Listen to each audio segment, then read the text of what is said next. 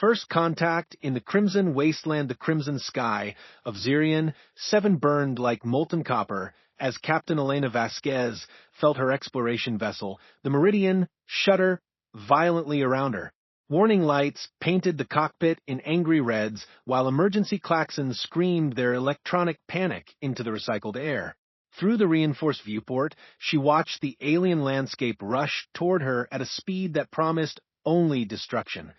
Mayday! Mayday! This is Captain Vasquez of the Meridian. She spoke into her comm unit, knowing the signal would never reach her mothership orbiting beyond the planet's electromagnetic interference. Primary engines are down, navigation is offline, and I'm coming in hot on the southern continent. The ship bucked like a wild animal as it carved through the dense atmosphere. Elena's hands flew across the control panel, trying to coax just a few more seconds of lift from the failing repulsors. She was a xenobiologist by training, not a combat pilot, but 3 years of deep space exploration had taught her to handle emergencies with steady nerves and clear thinking. The surface of Zirian 7 filled her vision now, endless stretches of rust-colored sand broken by towering crystal formations that jutted from the earth like frozen lightning. She'd studied the survey data during the approach, noting the unusual mineral compositions and the strange energy readings that seemed to pulse through the planet's crust like a heartbeat. Now, as her ship plummeted toward those same crystal spires, she wondered if she'd ever get the chance to study them up close. The Meridian struck the ground with bone-jarring force, throwing Elena against her restraints as metal screamed and sparks flew from overloaded circuits. The ship bounced once, twice, then skidded across the sandy terrain, carving a deep furrow before coming to rest against a massive boulder of crystalline rock. Silence fell like a curtain at Elena's ears rang as she performed a quick self-assessment. Her left shoulder ached where the restraint had dug in, and she tasted blood from where she'd bitten her tongue, but nothing seemed broken. She unbuckled herself and tried to stand, immediately noticing the ship's unnatural tilt. Emergency lighting cast eerie shadows as she made her way to the rear compartment, stepping carefully over debris and twisted metal. The damage was worse than she'd hoped, but not as catastrophic as she'd feared. The hull breach in the cargo bay could be sealed with emergency patches, and the environmental systems were still functional. The real problem became apparent when she tried to access the exit hatch. Something heavy had settled against the outer hull, pinning the door shut.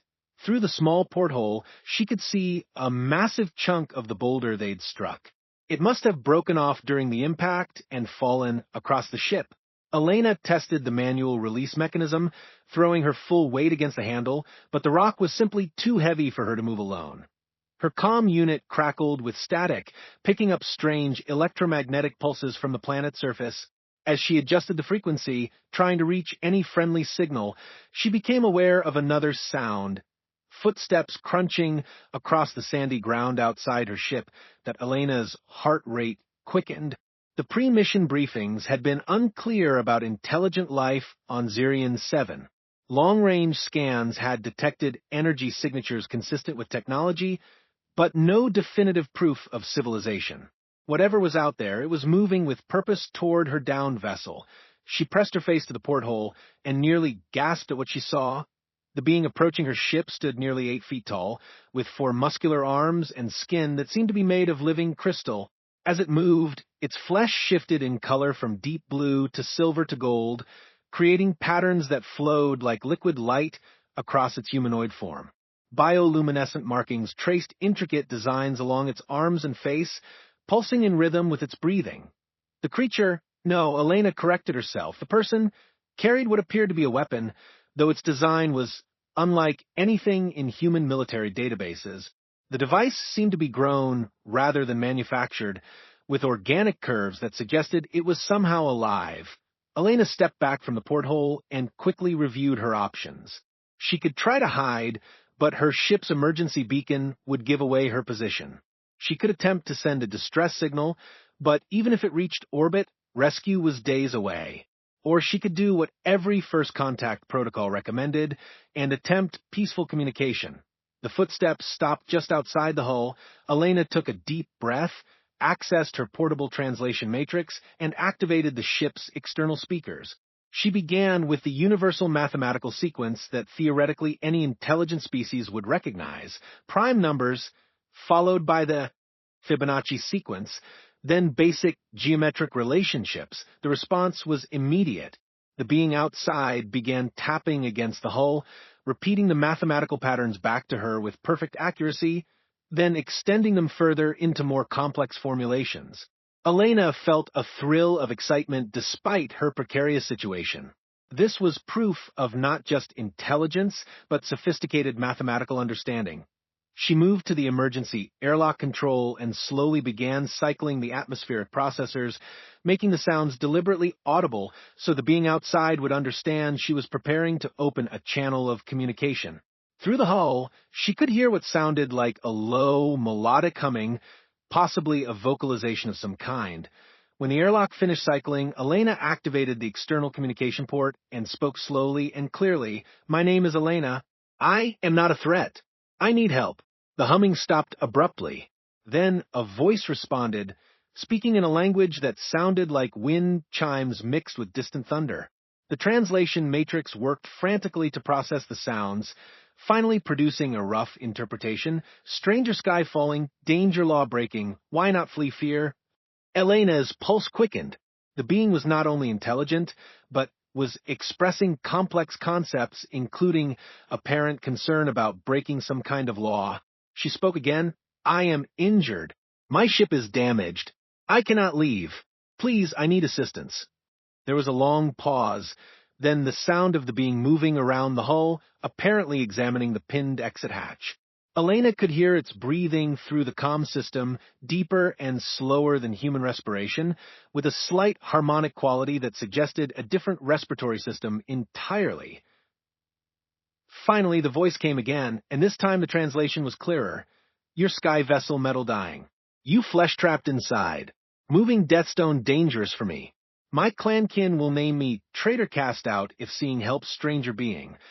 Elena understood. This person was risking significant social consequences to even communicate with her, let alone help. She needed to make her case compelling. "I am a seeker of knowledge," she said, hoping the translation would convey her scientific mission. "I came to learn about your world, not to bring harm. I can share knowledge of my people if you help me survive." The sounds outside the hull changed. Instead of cautious movement, she now heard purposeful activity. The being was apparently attempting to move the boulder that trapped her. Elena listened to the sound of scraping stone, and what might have been exertion, a series of low, rhythmic vocalizations that could have been effort or perhaps some kind of working song. Suddenly, the hull lurched as the massive stone shifted. Elena grabbed a support beam to steady herself as the ship rocked and settled into a new position. The exit hatch indicator switched from red to amber, still not fully operational, but no longer completely blocked. Deathstone moved partial, came the voice through the comm. "You can flesh escape now, but careful movement needed. Sharp metal pieces near opening way." Elena gathered her emergency kit and moved to the hatch. The manual release now functioned properly, though she had to squeeze through a gap barely wide enough for her human frame. As she emerged into the alien air, she got her first full view of her rescuer. Up close, the being was even more magnificent. Its crystalline skin caught and refracted the light from Zirion 7's twin suns, creating a dazzling display of colors that shifted with each movement. The 4 arms were not merely doubled human limbs, but clearly evolved for specific functions: 2 larger primary arms for heavy work, and 2 smaller, more dexterous secondary arms that moved with incredible precision. The being's face was humanoid in basic structure, but undeniably alien. Large, multifaceted eyes that seemed to hold depths of ancient wisdom. A mouth that was more geometric than curved, designed for the complex tonal language Elena had heard. And everywhere, those beautiful bioluminescent patterns that pulsed with what she was beginning to recognize as emotional states. As Elena stepped fully clear of her ship, she realized her left leg was injured more severely than she'd initially thought. The crash had apparently caused some internal damage, and now that the adrenaline was wearing off, pain shot through her thigh. With each step, the being noticed immediately. Its coloration shifted to what Elena intuitively recognized as concern. deeper blues mixed with flashes of silver. You flesh-damaged. It said, the translation now coming through more smoothly as the system learned the language patterns. Walking pain visible in body shape and breathing sound. Elena nodded, leaning against the hull of her ship. Yes, I'm hurt, but I'm alive thanks to you. What should I call you? The being's bioluminescent. Patterns brightened, possibly indicating surprise at the question. Name sound for me is... And here it produced a complex tonal sequence that the translator couldn't parse. In your noise-making, perhaps, Kaith, meaning one who stands between dangers. Kaith, Elena repeated, trying to approximate the pronunciation. I'm Elena, meaning bright light in my language, and you've certainly been a bright light for me today. Kaith's coloration shifted again, this time to warmer gold tones that Elena was learning to associate with positive emotions. But then the colors darkened abruptly, and Kaith looked toward the horizon where the twin suns were beginning to set. Danger time approaches, Kaith said urgently. My clan warriors patrol this territory space.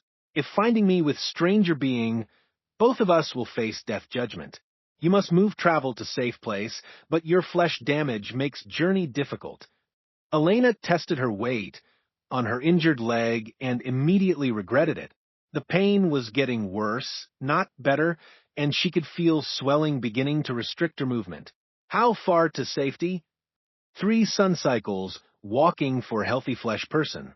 For damaged walking person, Kaith's patterns flickered with calculation.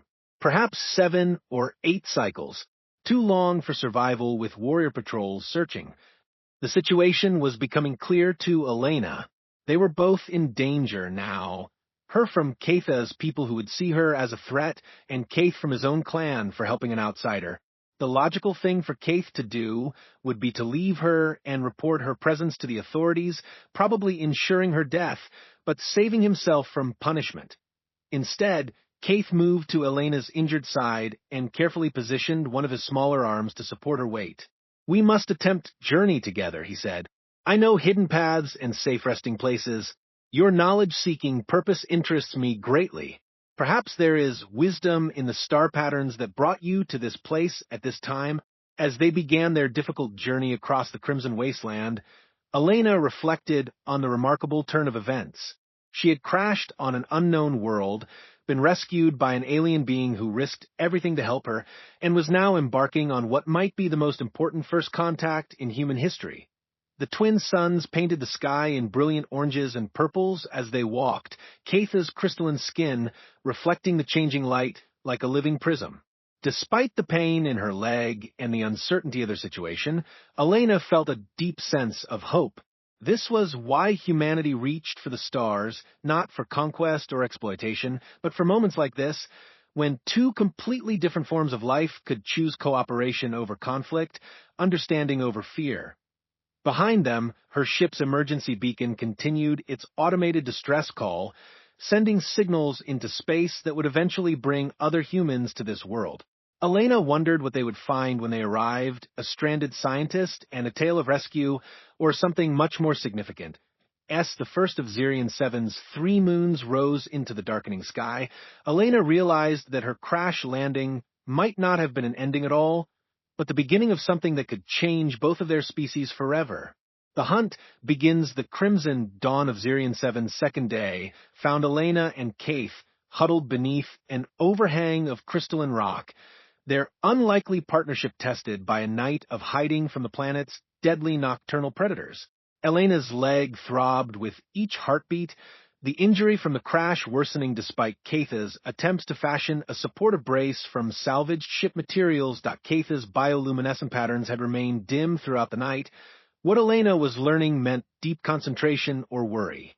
His 4 arms worked constantly, 2 maintaining watch, while the others prepared a crude shelter and tended to Elena's wound with surprising gentleness for such a large being.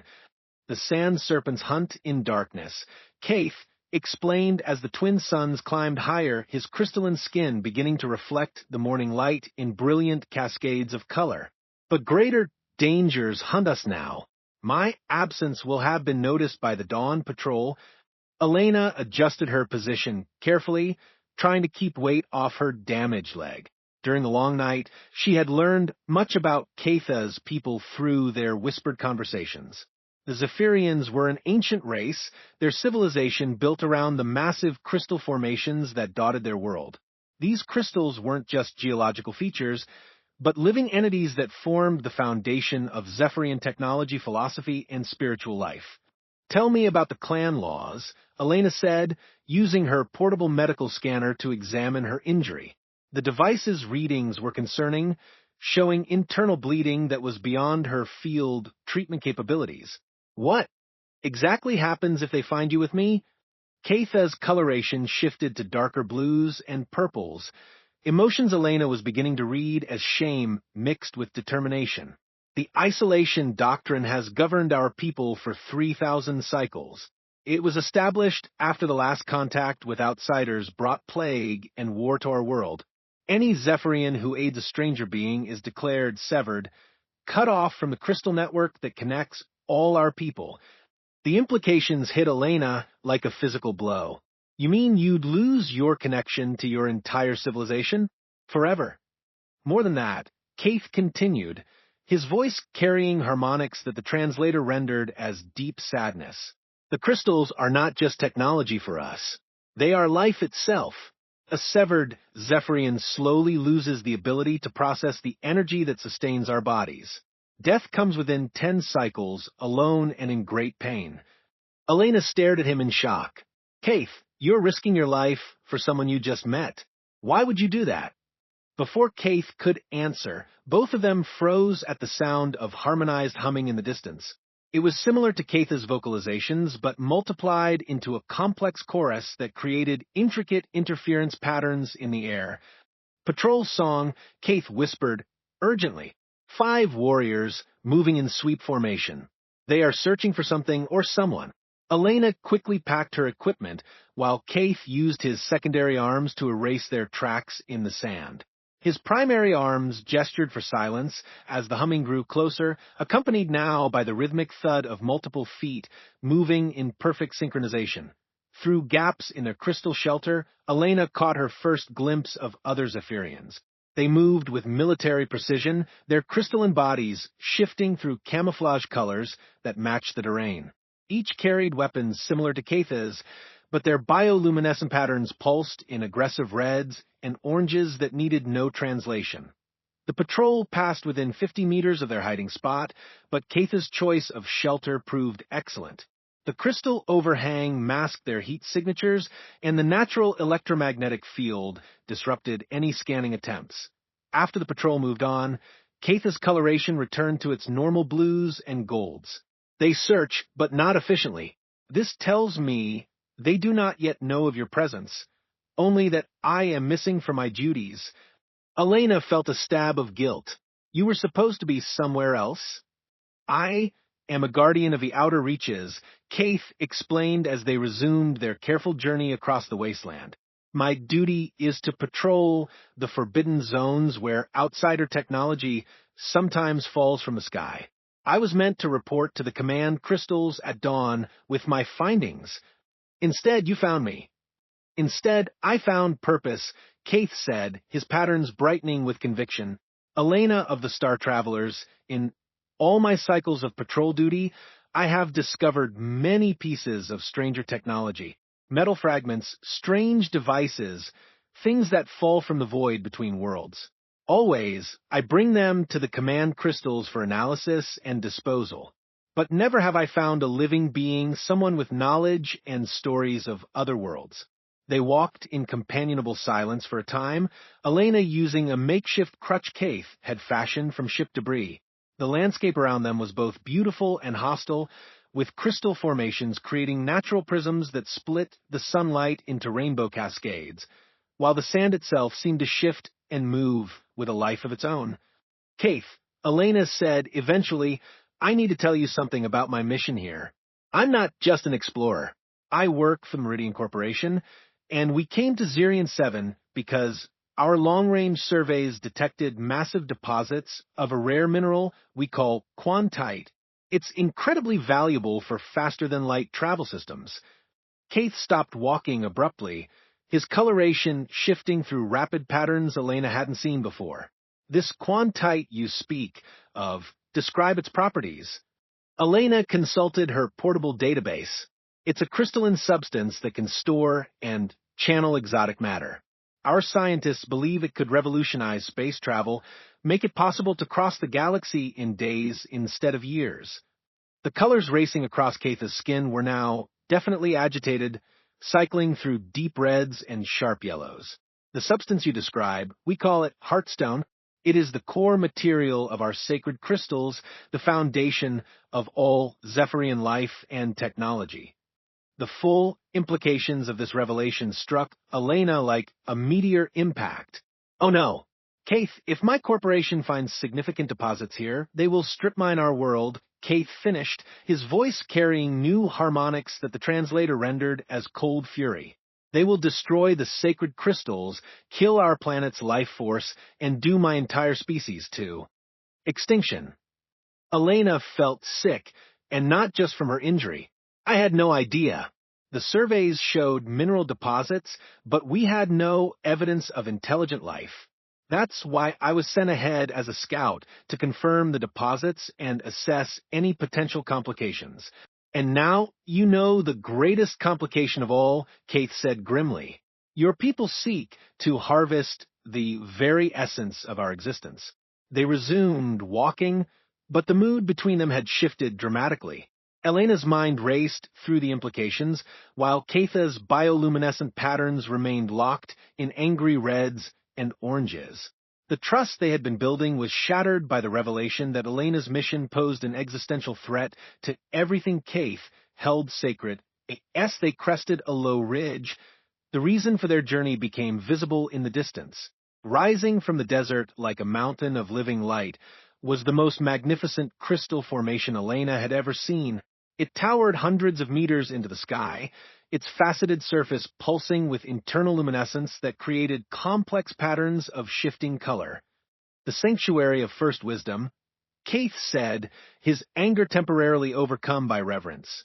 The oldest of the sacred crystals, where my people first learned to commune with the planet's life force. If anywhere can offer us protection from both our peoples, it is there. But even as he spoke, both of them noticed something that chilled their blood. Circling the distant crystal spire were small, fast-moving objects that could only be aircraft. The sleek design was unmistakably human. My rescue team, Elena whispered. They found my beacon. As if summoned by her words, Elena's emergency communicator crackled to life. Captain Vasquez, this is Commander Harrison aboard the rescue shuttle Pegasus. We've tracked your beacon to this location. Please respond with your status. Elena looked at Keith, seeing the betrayal and hurt in his rapidly shifting colors. She could answer the comm, reveal her location, and be rescued within hours. She would return to the corporation with the location of the largest quantite deposits ever discovered, probably earning promotion and riches beyond imagination. Or she could choose to stand with the being who had risked everything to save her life. She made her choice. Elena activated the comm, but kept her voice weak and pained. Commander Harrison, I'm injured and my locator beacon may be malfunctioning. The crash scattered debris over several kilometers. I'm attempting to reach higher ground for better signal transmission. Understood, Captain. We're conducting a grid search now. Maintain your emergency beacon, and we'll find you within 12 hours. Elena switched off the comm and looked at Keith, whose patterns had shifted to confused swirls of blue and gold. You did not reveal our location. No, Elena said firmly. And I won't. Keith, I can't stop the corporation from coming to Zirion 7, but I can control what information they receive. If I report that the quantite deposits are smaller than expected, or that the extraction would be economically unfeasible, they might abandon the project.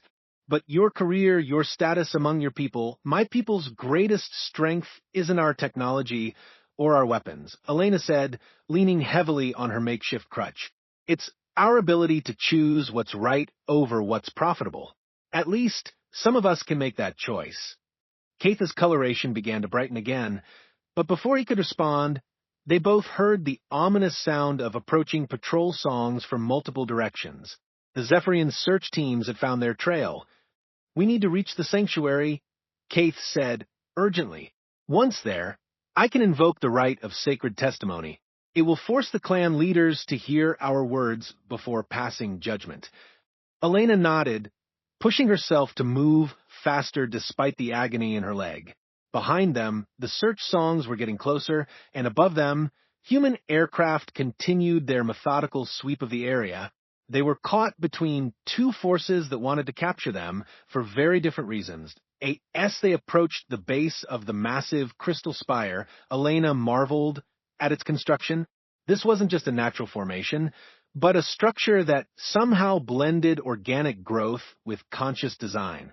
The surface was covered in intricate patterns that seemed to shift and flow like living writing. The sanctuary recognizes all who approach with pure intent. Kaith explained as they reached what appeared to be an entrance, a natural archway that pulsed with welcoming blue light. But it also reveals the true nature of those who would deceive or bring harm. Elena hesitated at the threshold. "What if it rejects me? What if it sees me as a threat to your people?" Kaith extended one of his secondary hands to her. "Then we face that judgment together. But I believe the sanctuary will see what I have seen in you, Elena of the Star Travelers, a being who chooses compassion over conquest, understanding over exploitation." Together, they stepped through the archway into the heart of the sacred crystal. The moment Elena's feet crossed the threshold, the entire structure resonated with harmonic frequencies that she felt in her bones. The crystal walls around them blazed with light, and Elena realized they were no longer alone. Floating in the chamber's center was a figure of incredible beauty and obvious authority. This Zephyrian was ancient, its crystalline skin bearing the deep patina of centuries, its bioluminescent patterns more complex and sophisticated than anything Elena had seen. When it spoke, its voice carried harmonics that needed no translation. "Kaith of the Outer Guard, you have brought a stranger being into the most sacred place of our people. Explain this violation before the Council of Crystals pronounces your sentence." Elena stepped forward, ignoring the pain in her leg. "Honored Elder, I am Elena Vasquez of Earth. I take full responsibility for this situation. Kaith saved my life at great risk to himself. If anyone should face judgment, it should be me." The ancient Zephyrian's patterns shifted to surprise. "A stranger being who speaks our sacred language and claims responsibility for a guardian's actions. This is unprecedented." The elder's multifaceted eyes studied Elena intently. "I am Zurin, Keeper of the First Wisdom. Tell me, human Elena, why should we not simply turn you over to your own kind and cast Kaith into exile for his betrayal of our laws?" Elena felt the weight of two civilizations resting on her next words. Outside, she could hear both human aircraft and Zephyrian patrol songs converging on the sanctuary. Whatever she said now would determine not just her fate and Kaith's, but the future relationship between their species. Because, Elena said, meeting Zurin's ancient gaze without flinching, the survival of both our peoples may depend on the choice we make in this moment. The choice that changes everything. The sacred crystal thrummed with ancient power as Elena faced Zurin, Keeper of the First Wisdom. The chamber around them pulsed with living light, reflecting the tension of the moment in cascading waves of color that painted the crystalline walls in ever-shifting patterns. Outside, the sounds of approaching forces grew louder. Human aircraft engines mixing with the harmonized patrol songs of Zephyrian warriors, Zurin's multifaceted eyes studied Elena with the weight of millennia behind them. "Speak then, human Elena. Tell us how the survival of our peoples could possibly be linked when your very presence here represents the greatest threat we have faced since the time of sickness." Elena felt Kaith's supportive presence beside her, his bioluminescent patterns cycling through encouraging blues and golds despite his own precarious situation. She drew strength from his faith in her and stepped forward, her injured leg forgotten in the gravity of the moment. "Honored Zurin, 3 days ago, I believed I was coming to an uninhabited world to survey mineral deposits. I had no knowledge of your civilization, your connection to the crystals my people call quantite, or the sacred nature of what we plan to harvest. Elena's voice carried clearly through the crystal chamber, amplified by the structure's natural acoustics. But I know now, and that knowledge changes everything. The ancient keeper's patterns shifted to skeptical purples. Knowledge changes nothing for your kind. We have observed stranger ships in the void beyond our world for many cycles. Always they seek to take, never to understand. What makes you different? Elena reached into her equipment pack and withdrew her portable data storage device, the culmination of her survey mission and the key to her corporation's plans. Because, honored Zurin, I choose to destroy what my people value most rather than allow it to destroy what you value most. Before anyone could stop her, Elena activated the device's emergency purge protocol. The small unit sparked and smoked as its memory cores overloaded, erasing terabytes of geological data, mineral composition analyses, and most importantly, the precise coordinates of Zirion 7's largest quantite deposits. Katha's patterns flared in amazement, while Zurin's ancient features registered something that might have been surprise. You have destroyed your own mission's purpose, the Keeper observed. No, Elena said firmly. I fulfilled it in a way my superiors never intended. They sent me to assess complications that might arise from our mining operation. Well, the complication is that mining your world would commit genocide against an entire civilization. That's information they need to know, even if they won't like hearing it.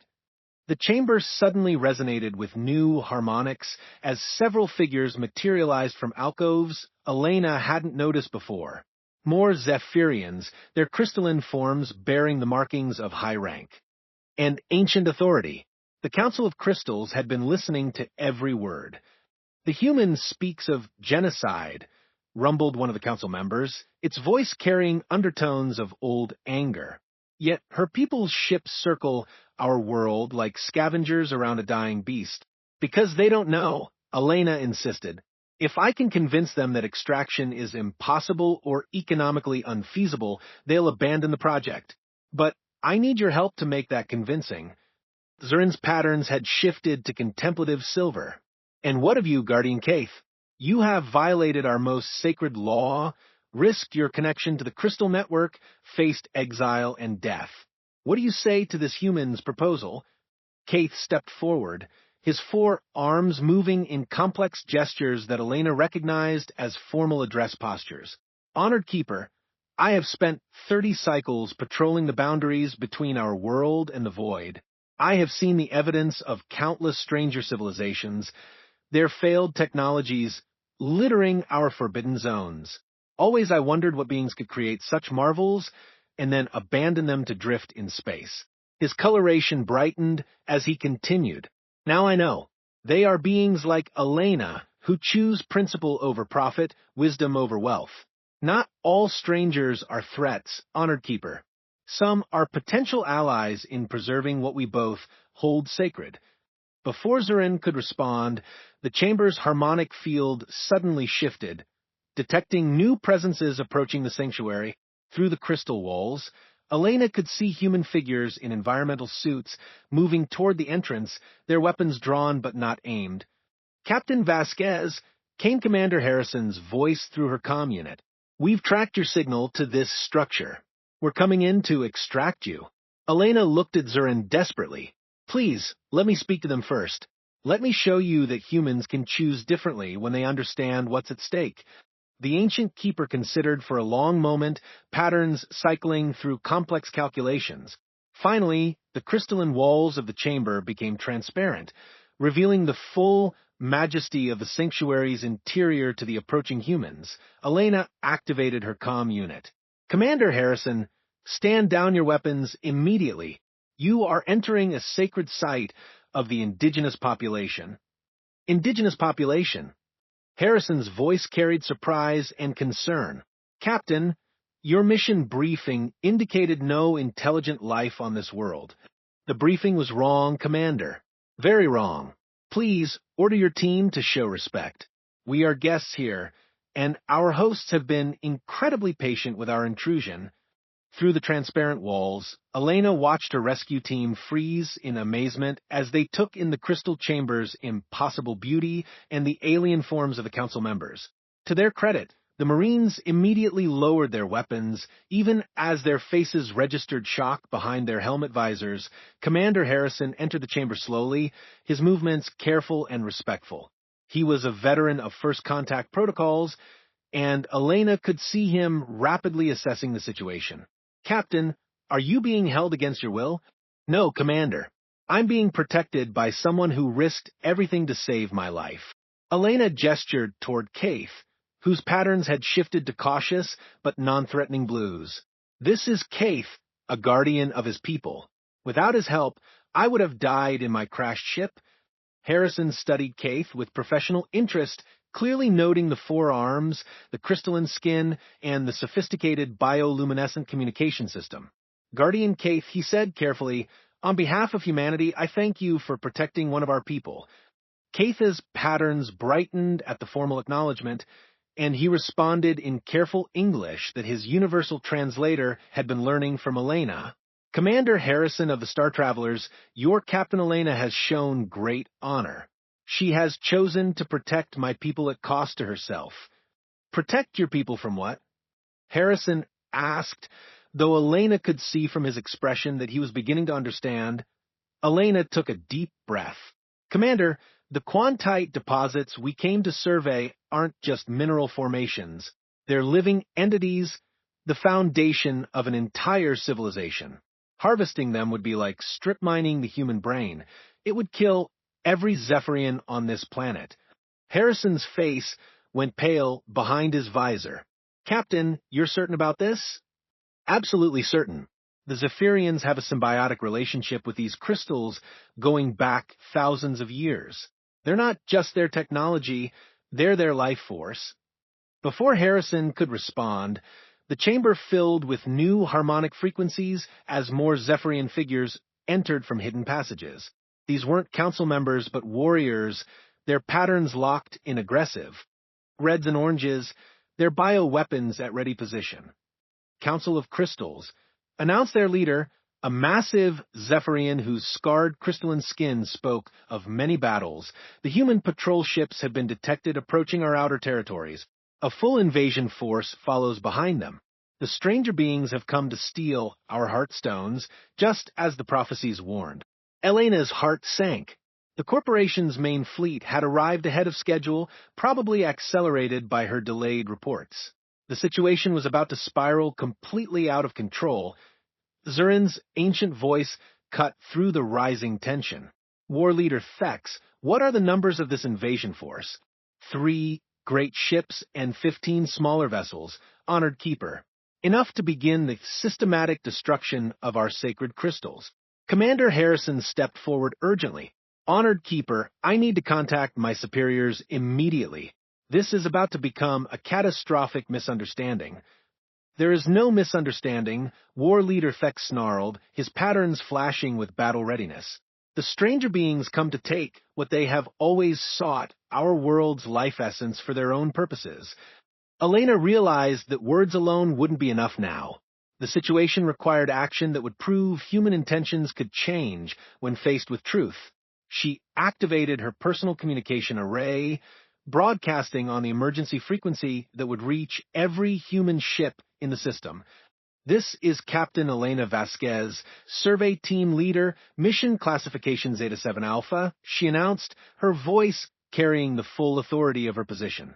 I am declaring Zirian 7 a Category 1 protected world under the Xenological Preservation Treaty. All mining operations are hereby suspended pending full diplomatic contact protocols. The chamber fell silent except for the harmonic hum of the crystals. Elena had just used her authority as senior survey officer to invoke the most restrictive protection classification possible, one that would require a full Senate review to override and could take years to resolve. Harrison stared at her in amazement. Captain, that classification requires proof of advanced indigenous civilization. Your career. My career is worth exactly nothing if I use it to commit genocide, Elena said firmly. Commander, I need you to confirm my declaration to the fleet and request immediate withdrawal to minimum safe distance. Harrison looked around the crystal chamber, taking in the sophisticated architecture, the obviously advanced beings surrounding them, and the technology that was clearly beyond current human understanding. Confirmed, Captain. I'll transmit your declaration immediately. As Harrison worked with his communications equipment, Elena turned to address both the Council of Crystals and War Leader Thex. Honored leaders, I propose something that has never been attempted between our species, a formal alliance. The suggestion sent ripples of surprise through both groups. Zurin's patterns shifted to deep contemplation, while Thex's remained aggressively skeptical. Speak your proposal, human Elena, Zurin said. Your people possess knowledge of crystal technology that could revolutionize peaceful space travel, Elena explained. My people possess manufacturing capabilities and resources that could help you expand beyond the single world. Instead of one species exploiting the other, we could share knowledge and capabilities that benefit both civilizations. Keitha's patterns blazed with excitement as he understood where Elena was leading. A joining of wisdom, rather than a taking of resources, he said. The stranger beings would gain access to Heartstone technology, but only through partnership with those who understand its proper use. War Leader Thex stepped forward, his massive form towering over the humans. And what guarantee do we have that your people won't simply take what they want once they understand our technology? Elena smiled grimly. Because the guarantee won't come from words or treaties. It will come from the fact that crystal technology only works properly when used with Zephyrian biological interfaces. You can't steal what you can't use, and you can't use it without willing partners. The implications of this statement sent patterns of rapid calculation across every Zephyrian in the chamber. Elena was proposing something unprecedented, a technological symbiosis that would require genuine cooperation between species that Zurin's ancient voice carried new harmonics of possibility. You suggest that some of your people would live among us, learning our ways, while some of ours might travel to your worlds. Exactly, Elena said. Cultural and technological exchange instead of exploitation. Each species contributing their strengths to projects that neither could accomplish alone. Commander Harrison finished his transmission and turned back to the group. Captain, I've confirmed your protected world declaration. The fleet is withdrawing to minimum distance and requesting full briefing on the situation. However, I should warn you that corporate override codes are already being prepared. Elena nodded grimly. She had bought time, but not much. Then we need to move quickly. Honored Zurin, are you willing to consider formal diplomatic contact with human leadership?